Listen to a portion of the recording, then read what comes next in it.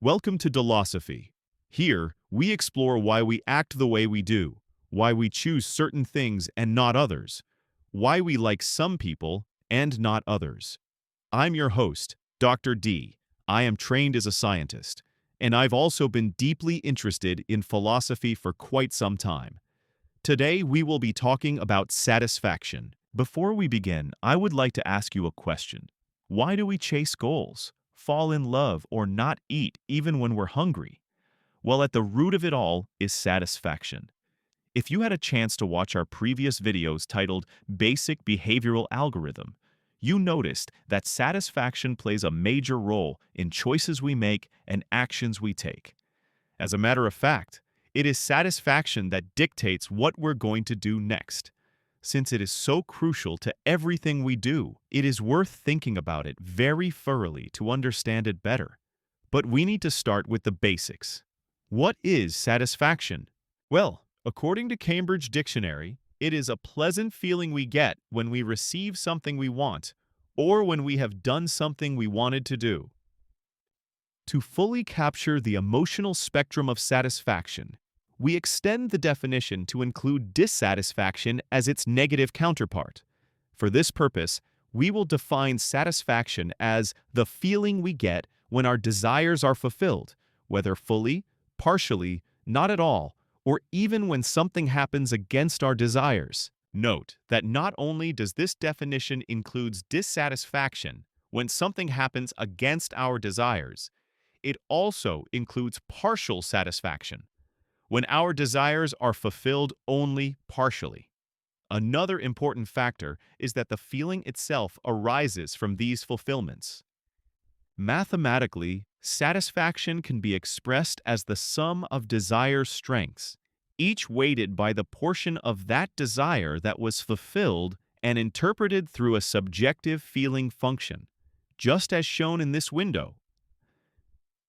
In this formulation, the subjective fulfillment ratios are mapped from objective fulfillment ratios via a feeling function we call G specific to each desire.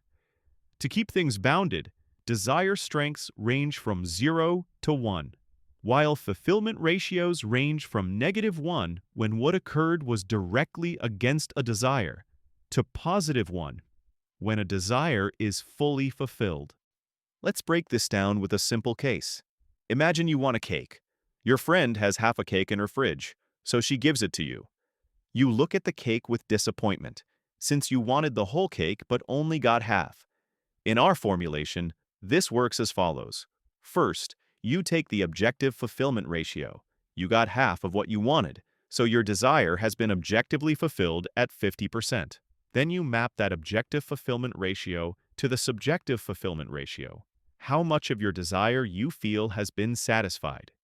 Because you're disappointed at getting only half, your subjective fulfillment ratio is actually negative. Finally, you multiply the subjective fulfillment by the strength of your original desire for cake. The result is your satisfaction value, the felt sense of fulfillment from getting what you wanted. Notice that this is a subjective measure, because the objective fulfillment has been translated into how it made you feel.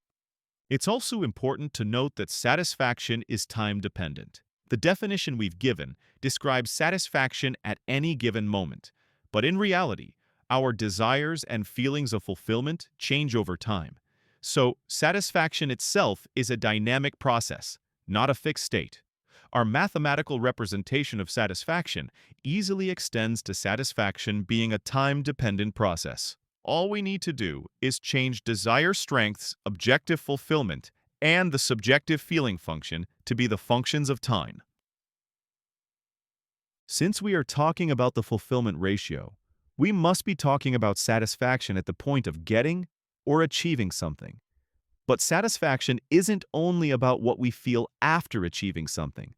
It also guides us before we act. If you didn't think that doing something would bring you satisfaction, would you still do it?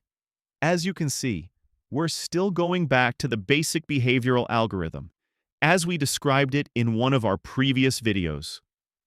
I hope you can tell by now how important a concept it is in explaining our actions and choices. Since it is maximizing the satisfaction over potential actions that makes us do things, we have to make a prediction about how satisfactory the result of an action will be. I will call this kind of satisfaction the expected satisfaction. This is the different satisfaction from the one we get when we achieve something, since at this point, we haven't achieved anything yet. I will call the satisfaction upon achievement the achieved satisfaction. Now let's look closely at each type of satisfaction. Let's start with the expected satisfaction. The expected satisfaction is precisely the driver in the basic behavioral algorithm that makes us choose the next action we take. If we expect going out will bring us more satisfaction than staying in, we will go out. Even though it's a very simple example, and in real life, more factors are involved, it gives the general idea. Now let's consider the achieved satisfaction, or the satisfaction at the point of achieving something. This is the concept that we usually talk about when we talk about satisfaction. The achieved satisfaction is how our bodies naturally react to us achieving, partially achieving, or not achieving something. Let's consider an example of how the expected satisfaction and the achieved satisfaction interact and progress over time. We will use the example of hunger. When we are hungry, our body reacts very favorably to eating delicious food. The way we register it is by feeling enormous satisfaction. Let's take this further one step though. What if the food we get is not delicious? As a matter of fact, what if we don't like it at all? Would we still eat it to satisfy our hunger? I think the answer to this question will depend on how hungry we are. If we can still tolerate being hungry, thinking that we could get some better food soon, we wouldn't eat something we do not like. But if time passes and we have no idea if or when we're going to get better food, we will most likely get so hungry that we will eat what we have, even though we don't like it. We could rephrase it using basic behavioral algorithm. As long as being hungry is more satisfactory, or in other words, less dissatisfactory than eating something we don't like, we will choose to remain hungry. Note that both of these actions yield negative satisfactions, or dissatisfactions in plain English. But in this case, staying hungry is less negative or less dissatisfactory than eating something we do not like. At the moment this changes, however, we will eat the food we don't like.